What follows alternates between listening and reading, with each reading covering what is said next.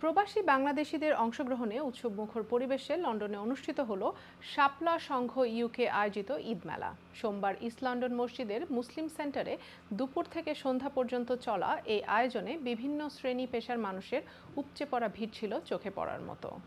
এবারে মেলায় দেশি বিদেশি ৫৩টি স্টলে ঈদ উপলক্ষে পোশাক, গৃহসজ্জা, খাবার সহ নানা পণ্য নিয়ে বসেছিল কেনাকাটার ধুম। আগত অতিথিরা পরিবার পরিজন নিয়ে স্বাচ্ছন্দ্যে ঘুরে বেড়ান এবং কেনাকাটায় অংশগ্রহণ করেন। মেলার প্রধান অতিথি ছিলেন টাওয়ার হ্যামলেটসের স্পিকার সুলুক আহমেদ।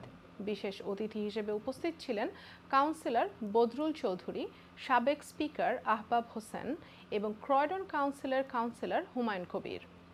আরও উপস্থিত ছিলেন আব্দুল মালিক পারভেজ, আব্দুল মুক্তাদির জুবের, কলামিস্ট সেবুল চৌধুরী, শিরিন মিয়া, কাবুল মিয়া, লুকু মিয়া, শামিমা নাসরিন শাপলা এবং শাপলা সংঘ ইউকের নেতৃবৃন্দ।